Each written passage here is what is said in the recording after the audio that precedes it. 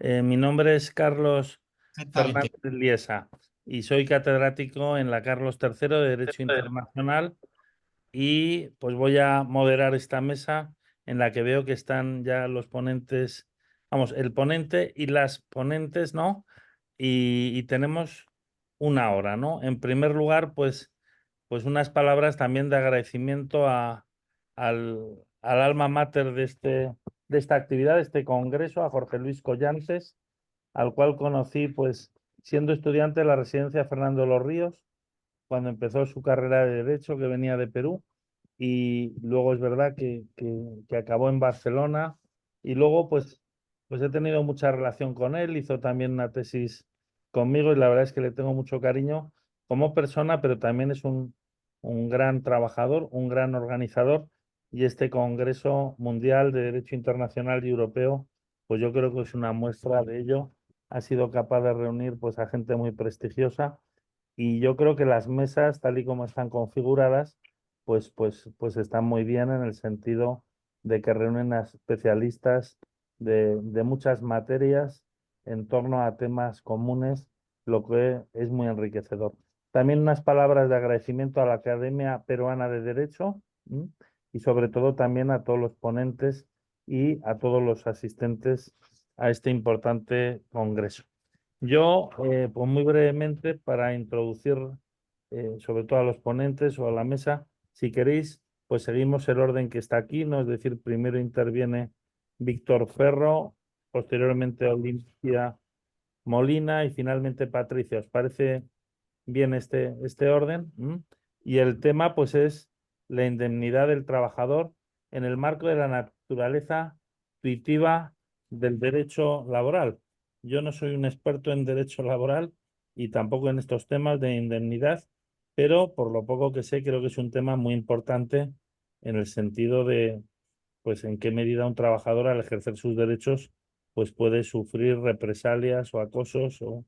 y es un tema, desde luego, que afecta a los derechos laborales en general y a los derechos humanos, pues de cualquier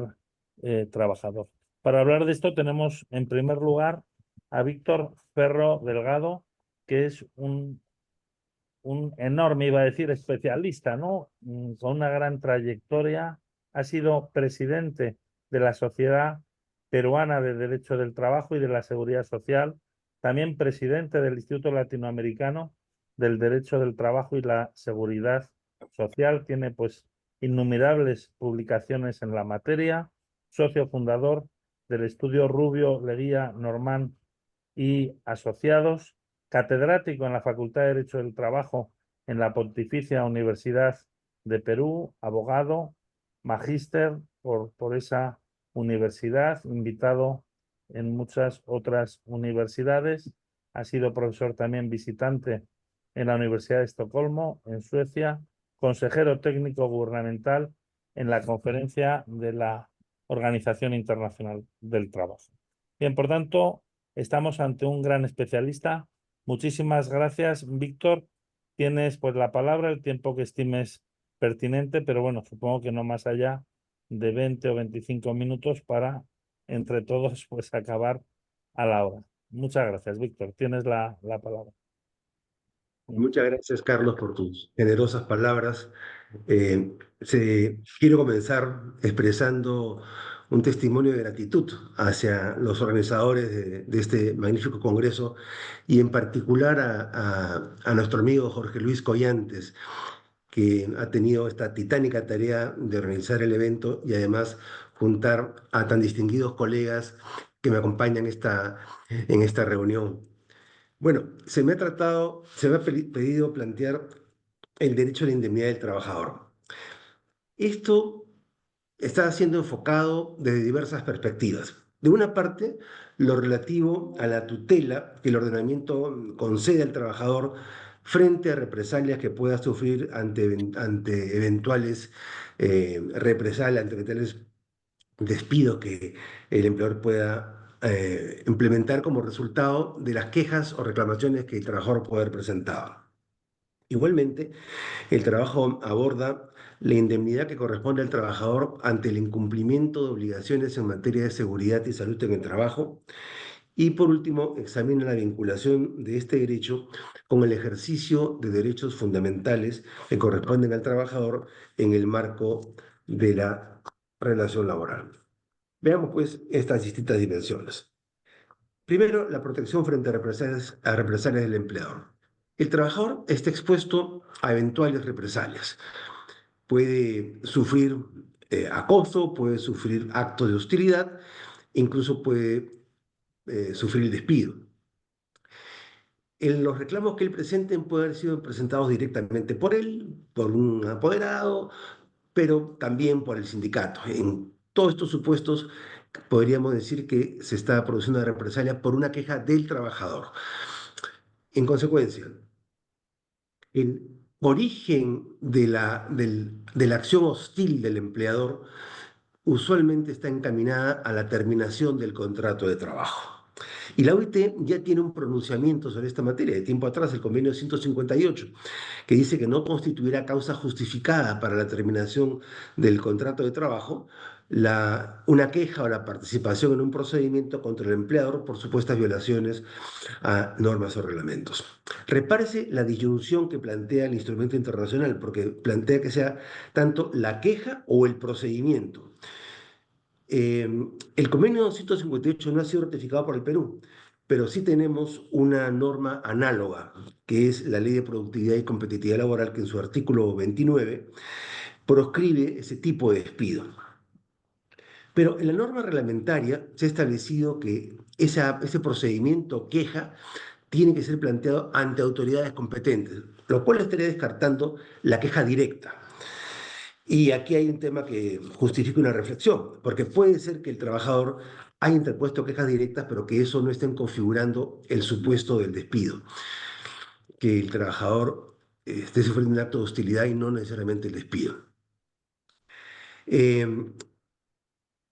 legislador habría ponderado entonces que cabe la posibilidad que ante una investigación de un hecho que pudiera concluir en la terminación del contrato de trabajo del trabajador, este interponga reclamos y quejas directas contra el trabajador y que eso después opere como un escudo si es que se produce la terminación. Vea usted, señor, me está despidiendo porque yo interpuse estas quejas directas ante la empresa. Entonces, la norma ha establecido que tienen que ser quejas formalizadas ante autoridades competentes, porque en ese nivel ya se produce cierta rigurosidad en la evaluación de la queja. Si no es presentada con un mínimo de consistencia, es rechazada. Se exige también que se presenten pruebas. Entonces, aparentemente hay una mayor formalidad y eso implica entonces que ese tipo de quejas pueda tener esa posibilidad de evidenciar que hay una conducta de hostigamiento del empleador. También se le exige que acredite conductas sistemáticas, vale decir, un hecho aislado no justificaría que el trabajador pueda invocar esta causal porque tendría que evidenciarse también que el empleador incurre en conductas permanentes, sistemáticas de hostigamiento que pretenden bloquear los reclamos de los trabajadores. Sin embargo, a pesar de estos requisitos, nadie impide que el trabajador pueda actuar directamente ante una queja que no está encaminada a una reacción del empleador que provoque el despido. Muchas veces se implementan medidas abusivas de jus variandi por parte del empleador que tienen por objeto generar condiciones de trabajo más penosas o asignarle labores riesgosas. Y con esto provocar que sea el propio trabajador el que lleve a cabo la terminación del contrato de trabajo por su propia iniciativa. Evidentemente, esto exige un análisis y evaluación objetiva y seria. Será la autoridad jurisdiccional o la inspección del trabajo la que tenga que evaluar si esa medida ius varandi se ajusta a las necesidades de la empresa o es en verdad un argumento expeditivo planteado por la empresa para finalmente provocar la terminación. También el derecho a la indemnidad puede evaluarse desde las responsabilidades del empleador en materia de seguridad y salud en el trabajo. Esto, como señala Borelli, implica que el empleador debe prevenir los daños que pueda sufrir el trabajador con ocasión de la prestación de servicios. Este deber de prevención implica prohibir actos concretos que puedan poner en peligro la integridad del trabajador, su estado físico, sus condiciones mentales, que puede incurrir en omisiones que ocasionen estos potenciales riesgos. En consecuencia, en salvaguarda del derecho a la intimidad, la ley peruana ha establecido determinados principios, entre los que cabe destacar los siguientes. El principio de prevención. conforme al cual el empleador garantice en el centro de trabajo el establecimiento de los medios y condiciones que protejan la vida, la salud y el bienestar de los trabajadores. Y un principio de responsabilidad y otro de presunción de responsabilidad, conforme al cual el empleador asume las implicancias económicas, legales y de cualquier otra índole como consecuencia de un accidente o enfermedad profesional que sufre el trabajador con ocasión del desempeño de sus funciones. Cabe destacar que en nuestra legislación está prevista la responsabilidad subjetiva, vale decir, tiene que evaluarse el dolo o la culpa, las omisiones que el empleador haya incurrido, que esto va a determinar que exista una responsabilidad concreta. Sin embargo, la jurisprudencia ha introducido criterios de responsabilidad objetiva y así un pleno jurisdiccional de la Corte Suprema estableció que el empleador siempre responde por los daños o perjuicios que haya ocasionado al trabajador con ocasión de sus labores por un accidente de trabajo o una enfermedad profesional. Entonces deja de lado el tema de la responsabilidad subjetiva y pasa a un criterio de responsabilidad objetiva. Y esto, como menciona Consigo Peralta, es un apartamiento a lo que está previsto expresamente en la ley vía un criterio jurisprudencial que resulta vinculante para nuestros jueces y que viene acatando más allá de que no encaja directamente en los supuestos previstos en la ley. Se ha otorgado también facultades importantes a la Inspección del Trabajo, la cual está incluso facultada a suspender temporalmente las labores, incluso clausurarlas en el centro de trabajo, si es que estima que éstas no están presentando condiciones adecuadas o que puedan poner en grave riesgo o inminente la salud y la integridad de los trabajadores. Veamos lo que es el derecho a la indemnidad en el ejercicio de los derechos fundamentales en el ámbito de la relación laboral. El derecho a la indemnidad no se agota en la protección frente a eventuales represalias del empleador o en la cautela de sus derechos en materia de seguridad y salud en el empleo. No, en nuestro ordenamiento, y como señala Carlos Blancas, eh, esta vigencia de derechos se sustenta en el artículo 23 de la Constitución, que establece que en ninguna relación laboral se puede limitar o afectar el ejercicio de derechos constitucionales ni desconocer o rebajar la dignidad del trabajador. De esto pues surge que en el ámbito de la relación laboral se encuentran plenamente vigentes los derechos fundamentales del trabajador. Cabe acotar, sin embargo, que no todo despido afecta a derechos fundamentales. Así, el derecho a la indemnidad frente a despidos discriminatorios son lesivos de derechos fundamentales y por tanto hace necesario que el ordenamiento confiere al trabajador una protección acentuada. En nuestro caso, la ley establece que estos despidos califican como nulos y concede el derecho a la reposición. También se califican como despidos nulos otros despidos discriminatorios, como el que tenga por motivo la afiliación a un sindicato o la participación en actividades sindicales, ser candidato o representante de los trabajadores, la discriminación por razón de sexo, raza, religión, opinión, idioma, discapacidad o de cualquier otra índole, el nacimiento, su consecuencia, la lactancia, el periodo de gestación, si se produce dentro de los 90 días posteriores al nacimiento, lo cual se extiende incluso a los trabajadores en periodo de prueba o que presten servicios en tiempo parcial. Entonces, como decía, el despido nulo, en cuanto discriminatorio, faculta al trabajador a demandar su reinstalación en el trabajo y el pago de las remuneraciones devengadas durante el proceso. Sin embargo, nuestro Tribunal Constitucional introdujo modificaciones en este esquema. De una parte, creó el denominado despido fraudulento, vale decir, aquel que se configura como aquel en que se despide el trabajador con ánimo perverso y auspiciado por el engaño, por ende de manera contraria a la verdad y la rectitud de las relaciones laborales, aun cuando se cumpla con la imputación de la causal y los cánones procedimentales, como sucede cuando se imputa al trabajador hechos notoriamente inexistentes, falsos o imaginarios, o asimismo se le atribuye una falta no prevista legalmente, vulnerando así el principio de tipicidad, o también cuando se produce la extinción de la relación laboral con viso a la voluntad o mediante la fabricación de pruebas. Esta causal no existía en nuestro ordenamiento, ha sido una creación del Tribunal Constitucional. Pero el Tribunal Constitucional fue más allá y tachó de inconstitucional la fórmula prevista en la ley que regula la materia respecto al despido sin causa. Esta ley solo le reconoció al trabajador la tutela resarcitoria, vale decir, el pago de una indemnización. El tribunal estimó que ello producía una afectación a los derechos fundamentales del trabajador y el contenido esencial del derecho al trabajo, por cuanto el despido solamente debía estar basado en causa. Así, concluyó que ante el despido sin causa corresponde disponer la tutela restitutoria, esto es, la reinstalación del trabajo. Sin embargo, respecto al despido arbitrario, vale decir aquel que está previsto en causa prevista en la ley, pero que no ha sido demostrada en el respectivo procedimiento judicial, el tribunal consideró que en este supuesto solo corresponde la tutela resarcitoria, vale decir el pago de la indemnización. Y entonces tenemos hoy en día un distinto tratamiento del derecho a la indemnidad con base al tipo de despido de que se trata. Pero cabe aquí una reflexión adicional. El Perú ha ratificado la Convención Americana sobre Derechos Humanos, el Pacto de San José, y su protocolo adicional, el Pacto de San Salvador. Estos instrumentos internacionales consagran en el derecho al trabajo, este derecho que el tribunal está reiteradamente postulando. Y estos instrumentos internacionales prevén que ante un despido ilícito procede la tutela restitutoria o la tutela resarcitoria. A su vez, nuestra Constitución establece que las normas relativas a los derechos y libertades que la Constitución reconoce deben interpretarse de conformidad con los instrumentos internacionales ratificados por el Perú. Desde nuestra perspectiva, el derecho al trabajo, en su dimensión de conservación del empleo, resulta igualmente afectado, sea que se trate de un despido nulo, injustificado o encausado. Y ahí que el distinto tratamiento que el tribunal concede, por lo menos, resulta polémico.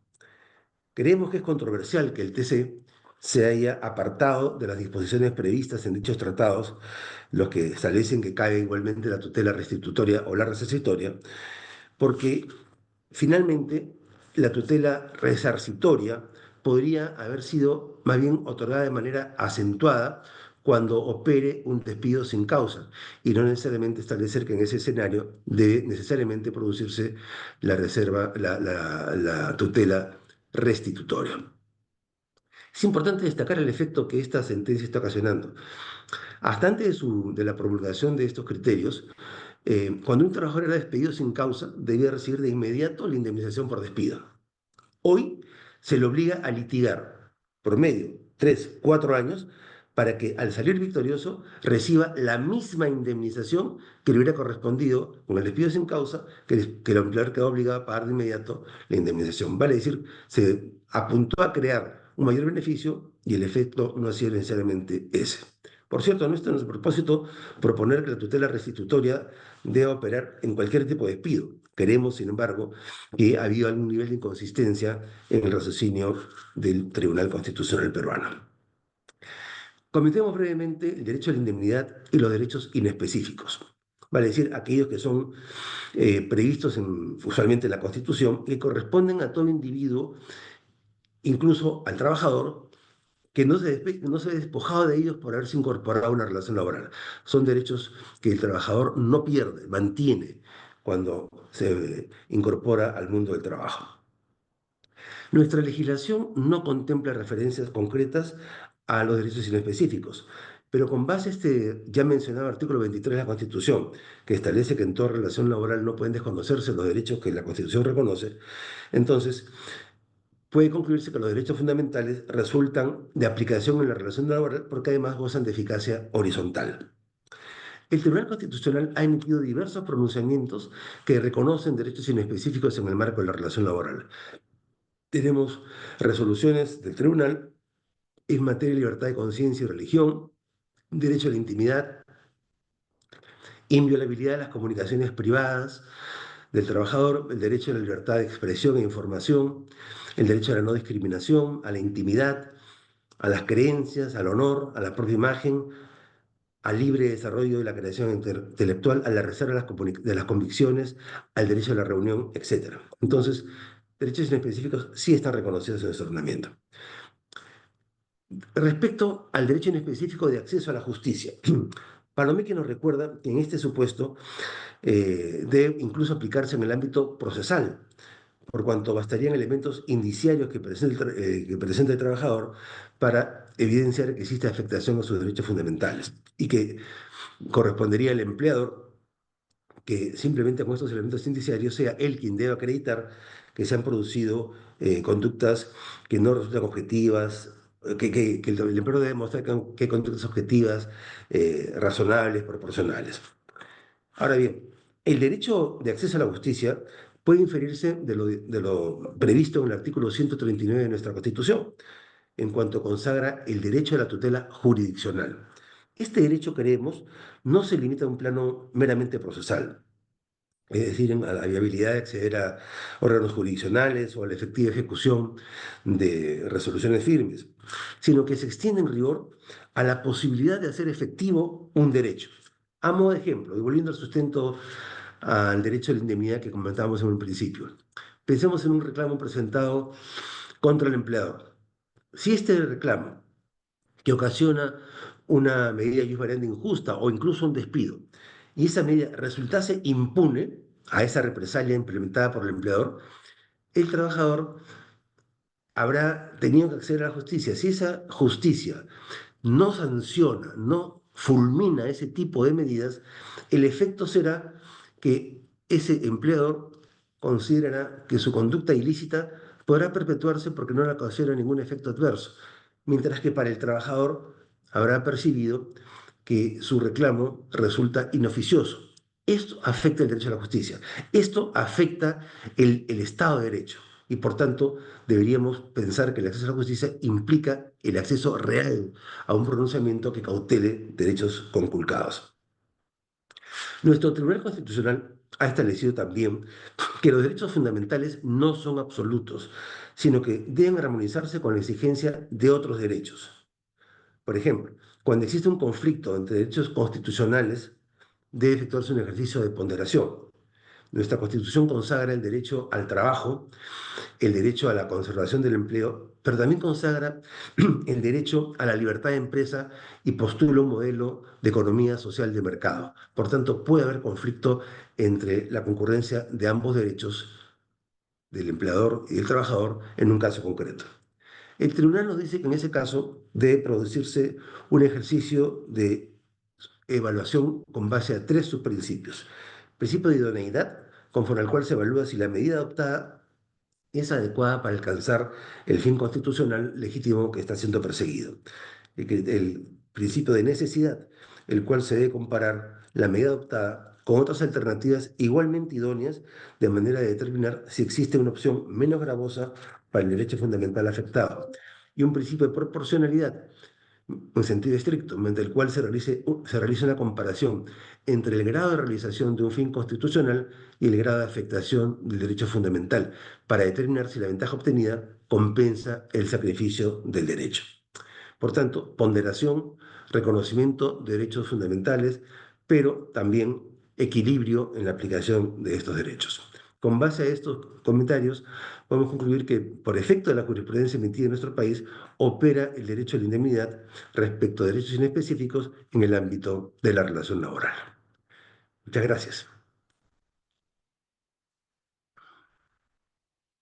Muchas gracias, profesor Víctor Ferro, por su excelente exposición. Si queréis, hacemos el turno de preguntas al final de las tres intervenciones o preferís ponente a ponente. Como si hubiera alguna cuestión, mejor al final, ¿no? Si os parece, ¿no? ¿Eh? Muy bien, pues ahora tiene la palabra la profesora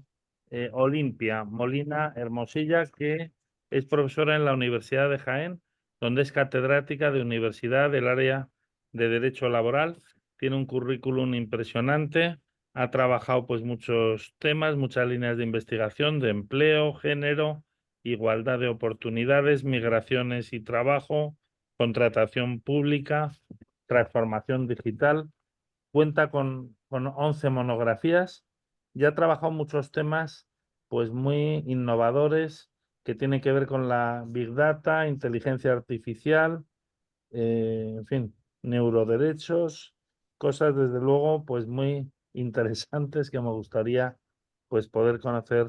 pues mejor sus trabajos y también y en lo que esta mesa nos reúne con el tema de la indemnidad, ¿no? En concreto tiene un artículo sobre indemnidad mental, una nueva dimensión del derecho fundamental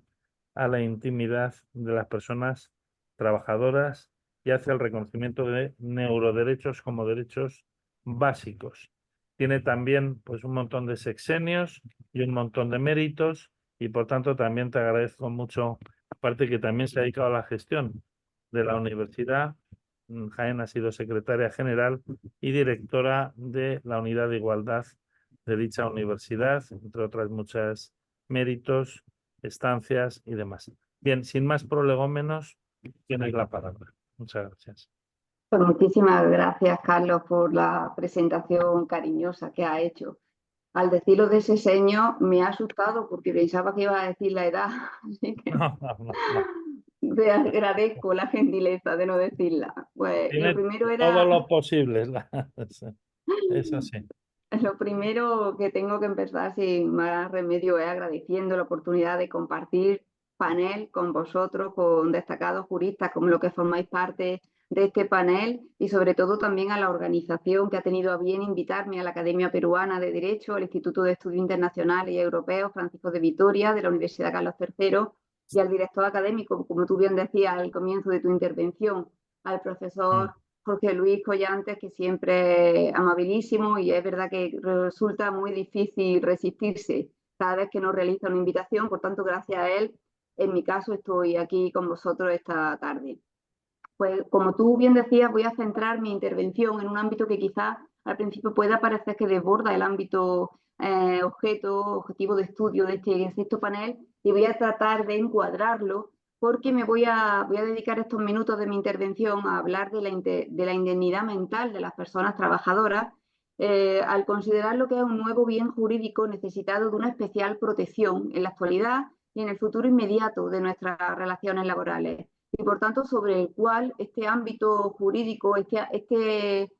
velo tuitivo del derecho del trabajo, pues está llamado a desplegar todos sus efectos. Y por tanto ahí es donde entroncamos directamente con el objeto de estudio de este sexto panel. Pues lo primero que debemos, o yo invitaría a realizar una breve reflexión sobre el recurso cada vez más intenso en el que estamos viviendo en nuestros días en el uso de la inteligencia artificial, de los sistemas de Big Data, del sistema de neurotecnología y cómo estos usos que estamos realizando de estas novedosas tecnologías lo estamos llevando a cabo sin una evaluación previa y detenida del impacto real que pueden llegar a suponer en el estatuto jurídico protector con el que nos hemos venido dotando las personas, sobre todo en el ámbito de los derechos fundamentales. El recurso a estas tecnologías pero que si algo tenemos claro es que va a seguir incrementándose en los próximos años. Por tanto, no tiene ningún sentido que nos entronquemos en discusiones y en argumentos a favor o en contra del uso de las mismas, sino que yo creo que el debate jurídico y el debate científico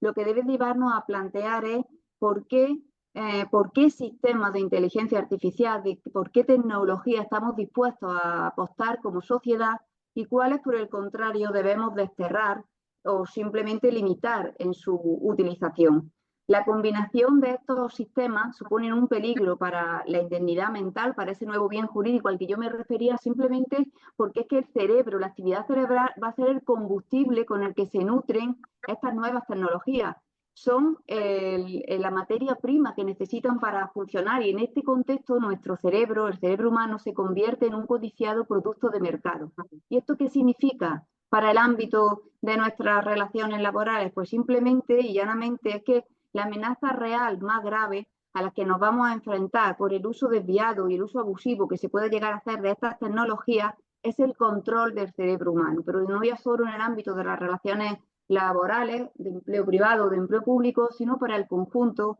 de las personas que formamos la sociedad. Y es que debemos de tener en cuenta que la inteligencia artificial combinada con estas neurotecnologías permite en nuestros días no ya solo conocer cómo funciona el cerebro humano y por tanto anticiparnos a esos comportamientos que llevamos a cabo las personas, sino que permite también llegar a controlar y llegar a cambiar la propia actividad cerebral. Permite controlar el órgano con los cuales se generan las habilidades mentales, las percepciones, los sentimientos y, en definitiva, nuestros comportamientos. Y ello lo que existe realmente es un riesgo evidente de manipulación del ser humano. De esta perspectiva es desde donde podemos llegar a comprender el uso desviado que esta tecnología puede representar como un riesgo tan amenazante para nuestros sistemas democráticos basados como están en el principio de autonomía de la voluntad, en la capacidad de formar nuestras propias opiniones y decisiones de forma autónoma.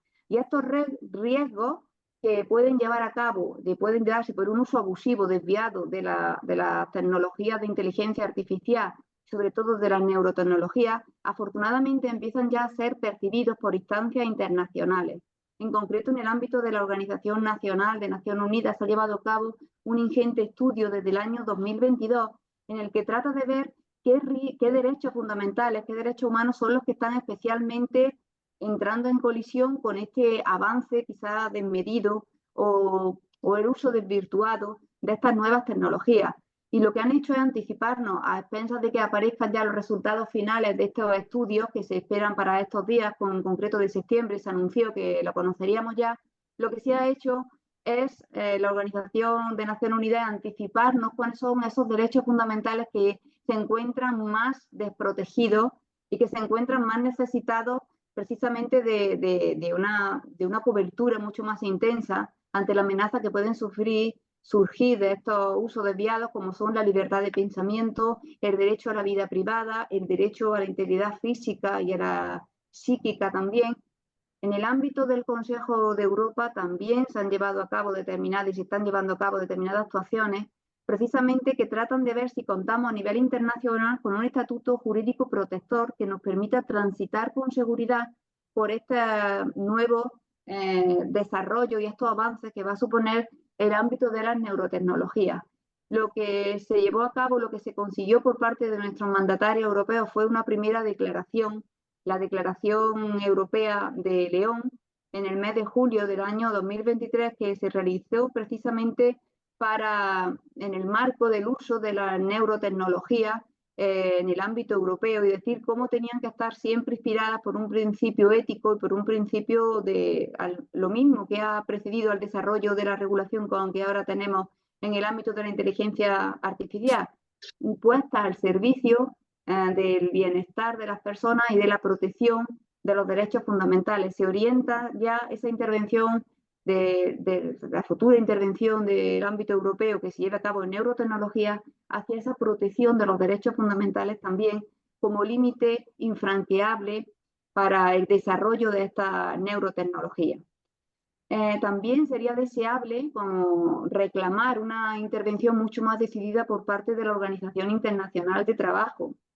algo que vienen ya reclamando nuestros colegas, sobre todo de la parte de Uruguay, de la escuela uruguaya. El profesor Iglesias Cáceres está llevando una reclamación muy intensa en este ámbito, reclamando que nuestra organización más específica, con carácter internacional, en el ámbito laboral, se pronuncie también sobre la necesidad de proteger estas nuevas dimensiones de la personalidad, de la indemnidad mental, que quedan desprotegidas en el ámbito del desarrollo de esta neurotecnología, de esta inteligencia artificial.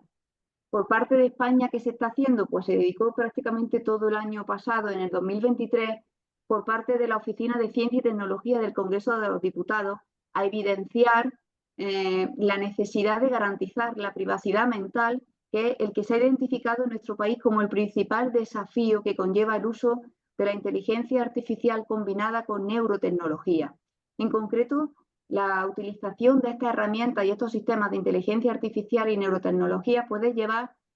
a afectar a la intimidad mental de las personas principalmente por dos vías. Una de ellas sería la captación de neurodatos. Son los que contienen información sobre la actividad cerebral y la capacidad realmente para extraer estos neurodatos de todas las personas avanzan al mismo ritmo al que lo hacen los desarrollos de los interfaces cerebro-ordenador. Y en segundo lugar, puede llegar a dotar de un poder que permite ejercer un control mucho más incisivo sobre la voluntad de las personas. Y aunque pareciera al principio, si somos ajenos a los ámbitos en los que se están abordando estos temas, que resulta o que puede parecernos al principio cuando nos acercamos a estos temas, que hablamos de ciencia ficción, lo cierto es que se trata de tecnologías que ya están disponibles en el mercado y que cualquier consumidor a nivel de usuario puede adquirir fácilmente y frente a las cuales no existe hoy por hoy ningún límite derivado del ámbito jurídico. Para que nos hagamos idea, los smartphones que utilizamos todos están captando nuestros neurodatos. Todas las grandes empresas tecnológicas como Meta, Amazon, Google, Microsoft, Apple, Samsung están incorporando en sus productos tecnologías que permiten la captación de estos neurodatos y lo están haciendo porque nosotros, sin ser conscientes de ello, en muchos casos estamos autorizando la captación de esos neurodatos.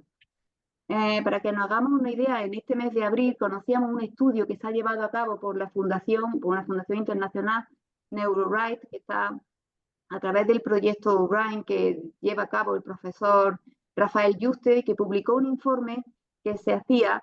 sobre los contratos con los consumidores de las 30 primeras empresas tecnológicas a nivel internacional, y todas ellas llevaban a cabo el tratamiento, el procesamiento de los datos cerebrales de los usuarios, basado en el consentimiento precisamente libre, pero no bien informado, que llevamos a cabo los usuarios de estos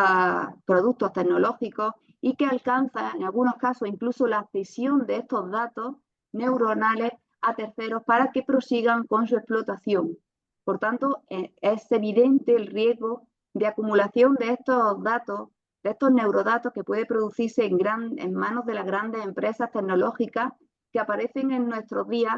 constituidas en auténticos oligopolios en el uso de estas tecnologías. De ahí que la inteligencia artificial y la neurotecnología se consideren en nuestros días que es un auténtico poder geopolítico, económico, cultural, social e incluso ético. Entonces, existen empresas, la más conocida quizás es la empresa Emotiv, por toda la conflictividad que ha dado lugar en Chile precisamente que esta empresa ofrezca libremente sus productos a través de Internet, pero existen otras muchas que ofrecen por Internet, como digo, sus productos y que se presentan como soluciones a las empresas destinadas a detectar las faltas de concentración de sus trabajadores en el desempeño de su actividad, o poder detectarle el estrés o la fatiga que están sufriendo esos trabajadores y que le permita llevar a cabo cambios internos en la empresa que evite accidentes de trabajo, por ejemplo, algo que estoy seguro que cualquier titular de empresa considera deseable evitar, pero que sin embargo lo que no estamos siendo conscientes es que a través de la instalación de estos servicios y estos productos tecnológicos, que son muy fácilmente de utilizar porque son como unos cascos simplemente que se colocan los trabajadores y pueden determinar el nivel de fatiga que tienen, el nivel de estrés, cómo están gestionando esas emociones, lo que están haciendo realmente es entregarle el control mental de sus plantillas a la empresa que están suministrando estos servicios y estos productos. Por tanto, esos datos no se los queda ni siquiera la propia empresa. Esos datos suben a la nube, una nube que no está situada en Europa y por tanto que no está sometida ni siquiera al reglamento de protección de datos de carácter personal, con que nos hemos dotado desde el año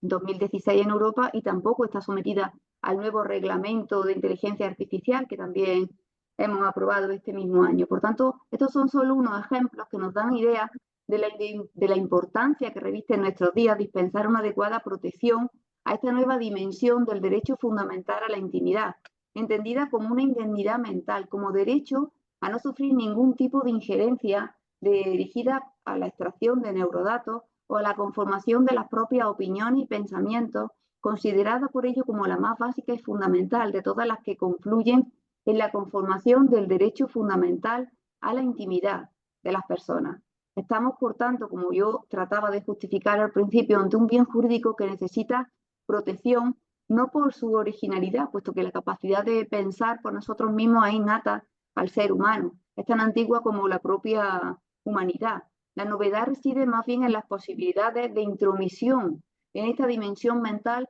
que los desarrollos de la inteligencia artificial y neurotecnología permiten en nuestros días y que vienen a representar un auténtico desafío para la autonomía de pensamiento. La preocupación por los distintos ordenamientos jurídicos y la doctrina respecto al desarrollo y protección de este derecho fundamental a la intimidad no es ni mucho menos novedoso. Contamos con una larga tradición jurisprudencial y doctrinal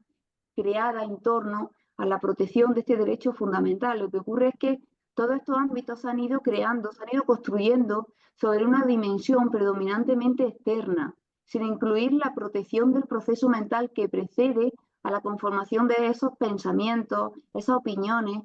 sin contar con una protección frente a una manipulación no consentida de nuestra actividad cerebral, simplemente porque hasta hace muy poco tiempo no existía el riesgo de que ello pudiera llegar a producirse, de que se pudiera llegar a controlar realmente esta capacidad humana.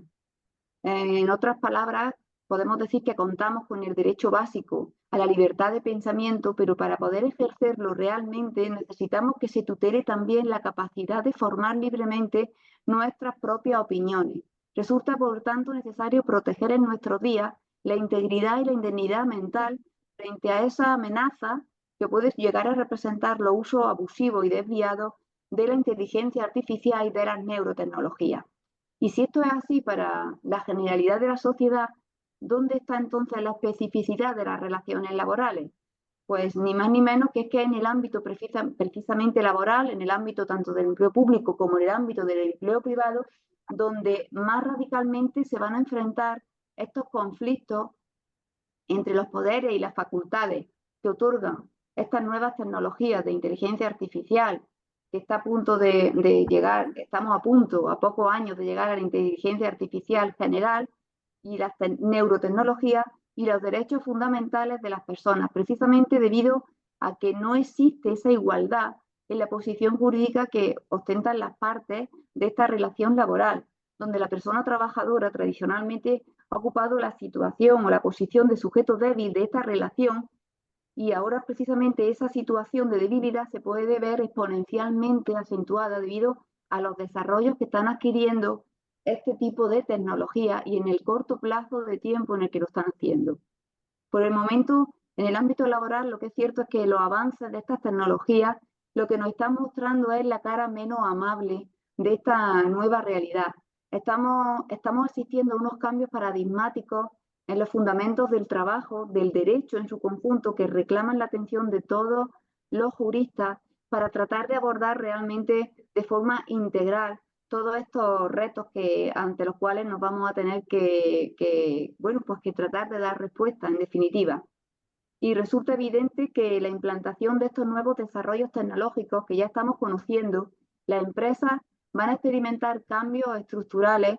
de muy distinta intensidad, y todo eso va a hacer que se reequilibren las relaciones de poder en la empresa de nuestros días, que puede expresarse a través de nuevas formas de subordinación muchísimo más sofisticadas de las que hemos venido conociendo hasta nuestros días, y que pueden llegar a representar en sus versiones más extremas la anulación de la voluntad y la dignidad de la persona trabajadora. Por tanto, las relaciones laborales, tanto en el ámbito privado como en el ámbito público, adquieren un valor específico y esencial a la hora de abordar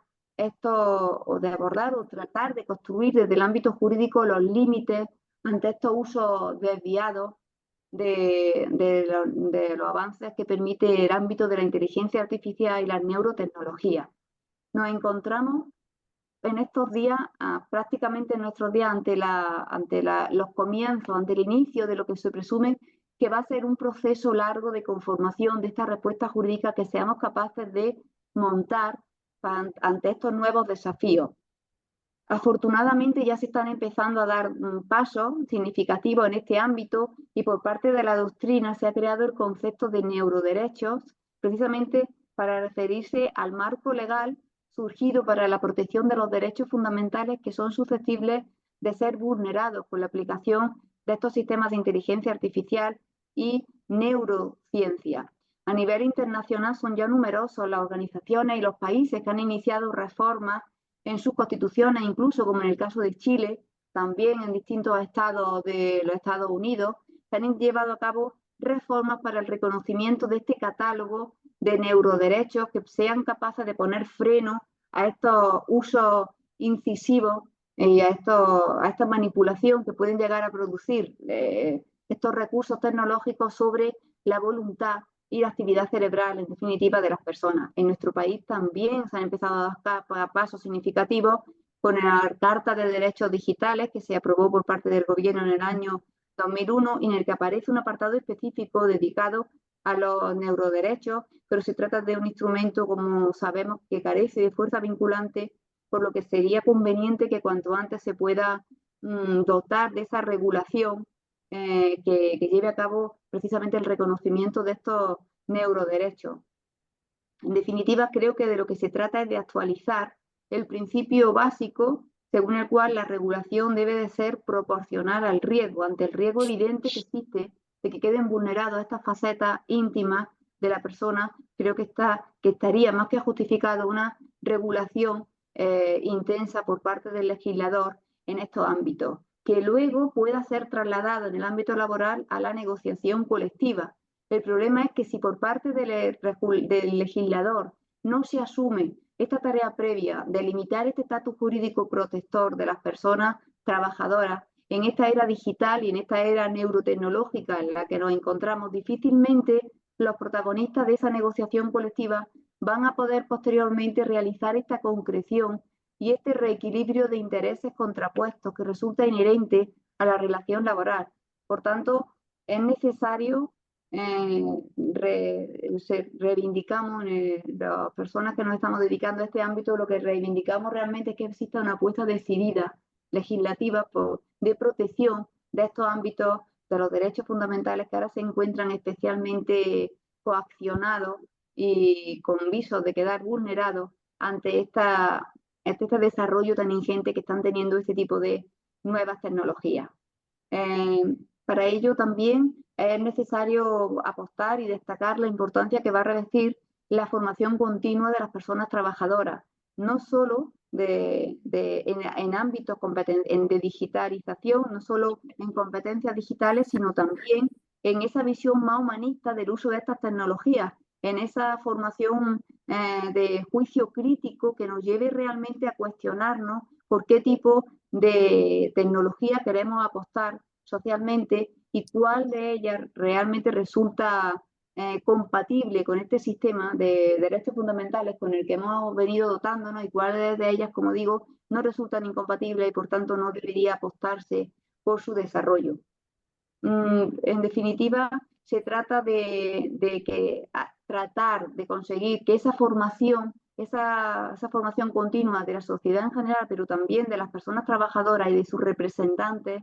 avance de forma paralela a la incorporación de estas tecnologías en los propios procesos productivos, no ya solo como se viene entendiendo en muchos casos como condición o como oportunidad de empleabilidad, sino más bien como elemento imprescindible a la hora de conocer las tecnologías con las que vamos a estar interactuando en nuestro día a día como personas trabajadoras y las posibles limitaciones que de ello se pueden derivar para la vigencia de nuestros derechos fundamentales. Por el momento son innegables los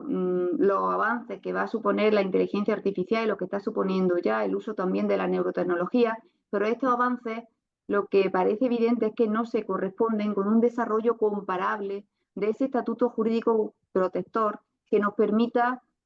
desarrollarnos y que nos permita aportar seguridad a ese terreno de límite y de fronteras cada vez más difusa, más líquida, en el que tenemos que desarrollar nuestra actividad laboral. Y sin embargo son el único baluarte con el que podemos contar a la hora de poner freno al riesgo que puede suponer el sometimiento de la voluntad de la mayoría de la población al control ejercido por unos cuantos. Por tanto, no debemos plegarnos, es lo que nosotros tratamos de aportar a esos proyectos en los que participamos con colegas de otras disciplinas también, el sentido de trasladar que no debemos plegarnos como sociedad a admitir ningún avance de la ciencia y la tecnología que no suponga realmente una dimensión social y humana, que no sea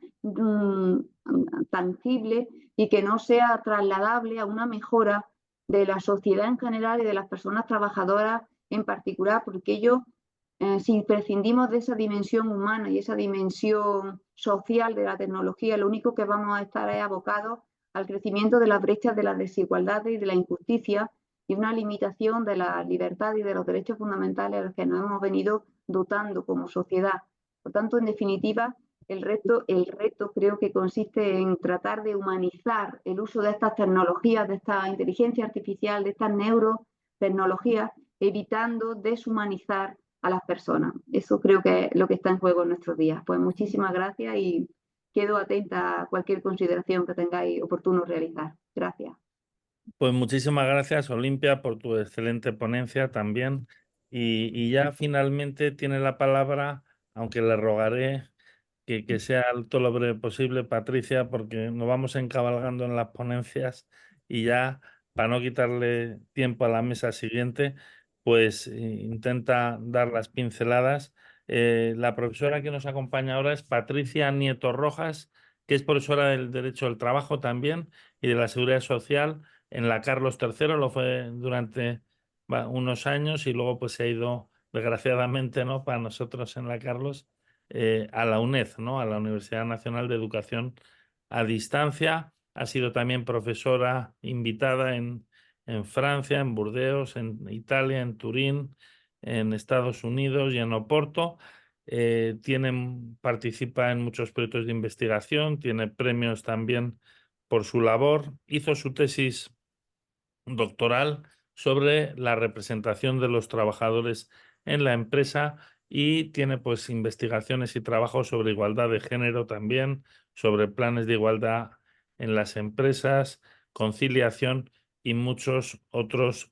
temas, aparte de colaborar pues a través de, en fin, de muchas figuras que hay en la ley. Bueno, Patricia, encantado de volver a verte, aunque sea online, y muchísimas gracias por tu participación en este congreso y tienes la palabra. Muchas gracias. Muchísimas gracias al profesor Fernández Liesa, que me hace especial ilusión volver a verlo, aunque sea en la distancia, y también a la Academia Peruana de Derecho y al instituto que él preside en la Universidad Carlos III, que tanto y bien se está haciendo por divulgar la eficacia de los instrumentos que se están poniendo en conexión para garantizar esa dimensión intuitiva del derecho del trabajo. Decía el profesor Ferro en su intervención inicial, y a ella me remito, que la garantía de indemnidad tiene un doble carácter en la lógica de la eficacia del derecho del trabajo, es de su dimensión reparadora si se ha producido el daño, pero también una dimensión preventiva. Y el debate también ha alcanzado a los tribunales españoles sobre el alcance de la garantía de indemnidad ante la reclamación que pueda hacer cualquier trabajador en el seno de la empresa. Reclamaciones internas es un punto en el que está en clara conexión con la eficacia de la institución, pero también el debate en sede judicial. ¿Por qué? Porque estamos ante un instrumento especialmente casuístico a la hora de enjuiciar si ha habido una represalia del trabajador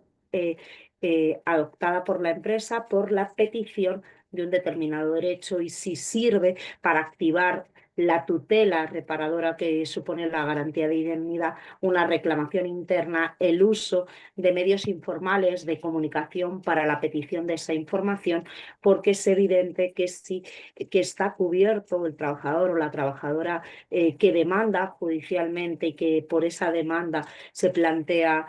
una decisión extintiva o una sanción más o menos encubierta por la empresa demandada, se activa con plenas garantías la indemnidad y la tutela y el refuerzo que nuestro ordenamiento prevé. Pero ¿qué ocurre cuando un trabajador, una trabajadora hace una reclamación interna utilizando para ello medios tan usuales en la vida diaria como una petición por teléfono móvil con una línea de mensajería WhatsApp, en la cual reclama un trabajador unas vacaciones, unas horas extras no pagadas a la empresa, y la empresa, unos días después de esa petición, despide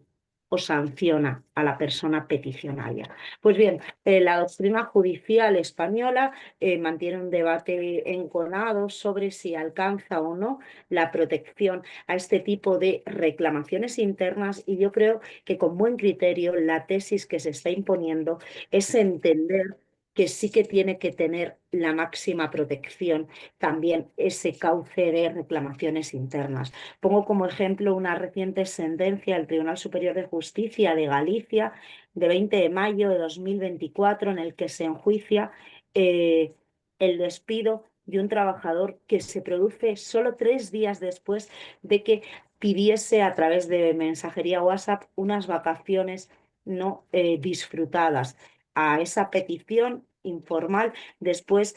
envía por el mismo medio una carta más formal en la que solicita el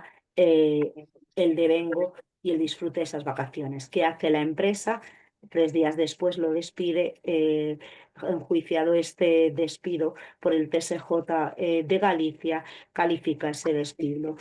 como nulo porque se considera probada la vinculación entre la petición y la sanción. Claro, la dificultad en la práctica, esencialmente casuística, es cuál es el límite temporal entre la petición o reclamación interna o judicial o incluso la intervención de la inspección de trabajo y la posible represalia empresarial, siempre con la máxima sanción, que es el despido, pero también con cualquier otra decisión empresarial que suponga un perjuicio para el trabajador. Ciertamente, el Tribunal Constitucional español en varias sentencias ha extendido la tutela y, por tanto, ha reforzado al trabajador o trabajadora que ha demandado sus derechos a través de múltiples vías, no solo judicializando el proceso. Por ejemplo, una reciente sentencia del Tribunal Constitucional español, la 55/2024, reconoce que queda protegida por la garantía de indemnidad una reclamación interna planteada a la empresa por la abogada de un trabajador instando a una solución extrajudicial del conflicto. Y tiene sentido y es plenamente coherente por la apuesta cada vez más decidida que hay en el ordenamiento jurídico español por los medios de solución extrajudicial de conflictos, que las reclamaciones planteadas a través de esas vías, mecanismos autónomos de solución de conflictos creados bien en el seno del convenio, bien a través de fundaciones tripartitas como puede ser el SIMA, tengan la máxima protección si a partir de ahí se ha demandado esa tutela y ese reforzamiento. Y cuando el profesor Collantes, al que también le agradezco que tuviese la gentil invitación hacia mi persona, me planteó cuál iba a ser el título de mi ponencia, le decía que me gustaría también hacer una segunda reflexión sobre la garantía de indemnidad reforzada que tienen en la práctica y en el ordenamiento jurídico español quien tiene la condición de representante legal de las personas trabajadoras. ¿Y por qué es así?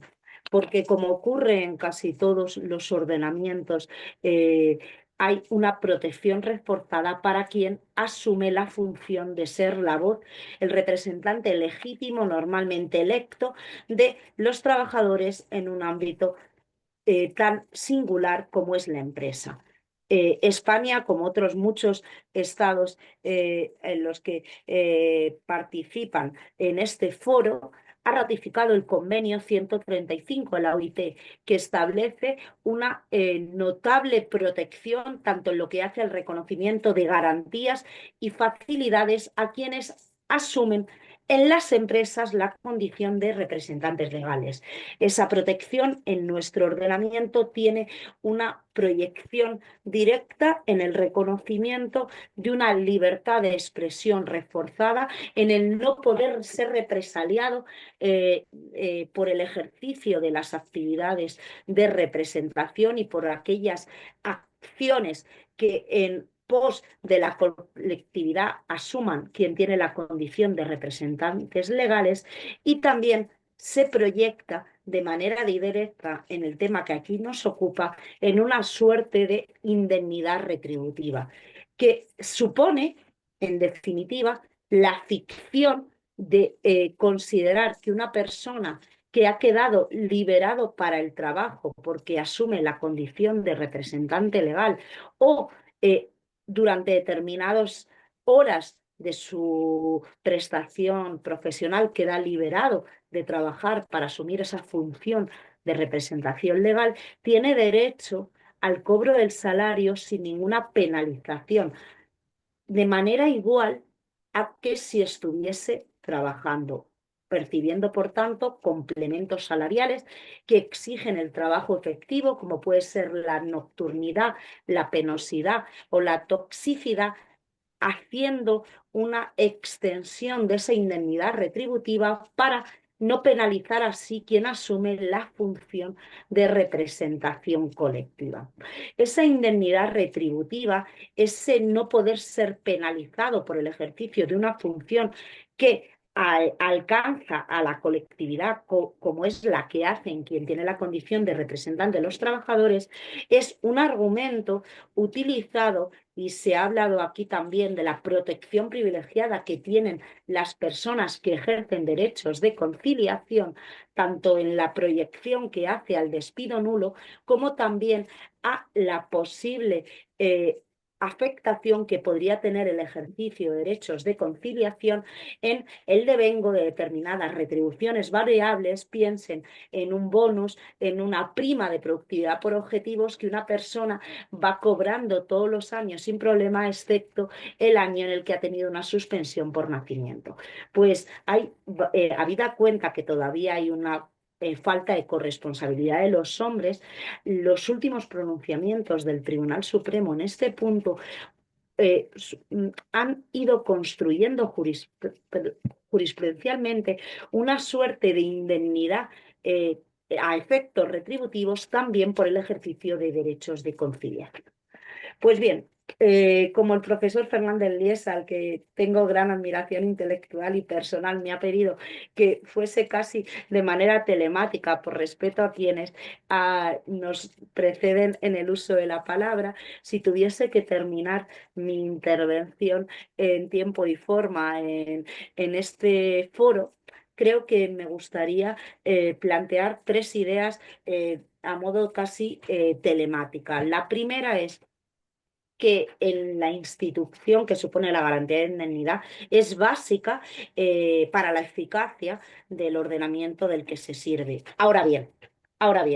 deberíamos avanzar de manera mucho más clara de lo que actualmente plantea la doctrina judicial española, en que también quedan cubiertas por esta garantía de indemnidad cualesquiera reclamaciones internas que pueda hacer el trabajador peticionario del derecho, y debe tener la misma protección casi de manera mimética si esa demanda se hace en sede judicial. ¿Por qué? Porque si estamos abogando por el espacio de la solución extrajudicial de conflictos y también el espacio de la solución extrajudicial de conflictos en sede de derechos individuales, con el trabajo ingente que se están haciendo por muchos organismos autonómicos, en ese sentido debe tener la misma protección que la judicialización de la petición de derechos y la suerte de no poder ser represaliado por ese ejercicio que al final nos vincula con el derecho a la tutela judicial efectiva. Y si tuviésemos que ver un espejo al que mirar debería ser el alcance de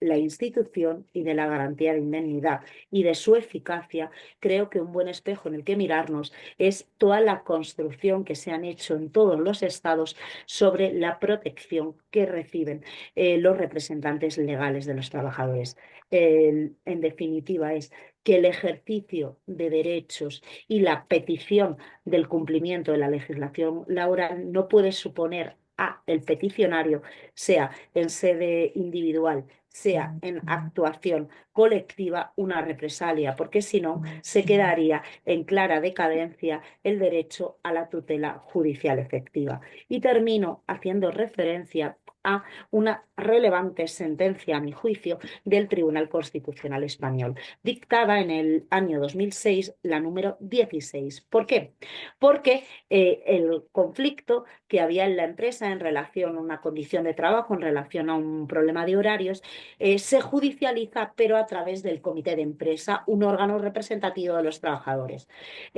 Esa demanda a la empresa no le convence y termina despidiendo a varios trabajadores. Pues bien, el Tribunal Constitucional acaba reconociendo la proyección de la garantía de indemnidad a los trabajadores despedidos porque la causa mediata de esa decisión era la interposición de un proceso de conflicto colectivo, es verdad, no interpuesto por el trabajador individualmente considerado, pero sí por el comité de empresa que lo había representado. Y sin más, termino ya mi intervención quedando a su disposición y dándole las gracias por haber pensado en mi persona. Un saludo.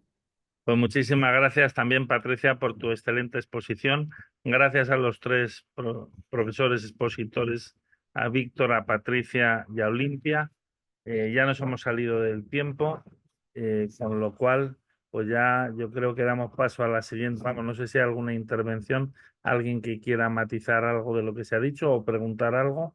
pues si queréis tenéis la palabra. Y si no, pues pedir disculpas por habernos excedido un poco en el uso de la palabra, agradecer muy profundamente a las tres personas que han intervenido y a los que han asistido y dar paso ya a la siguiente mesa que preside o que modera más bien Tatiana Usakova de la Universidad de Alcalá de Henares y que está compuesta pues, por tres prestigiosas personas, Álvarez Vita, Álvaro Rivas Tenorio y Dulce María Queiroz. Bueno, muchas gracias, buenas tardes y enhorabuena al Congreso. Gracias. Hasta luego.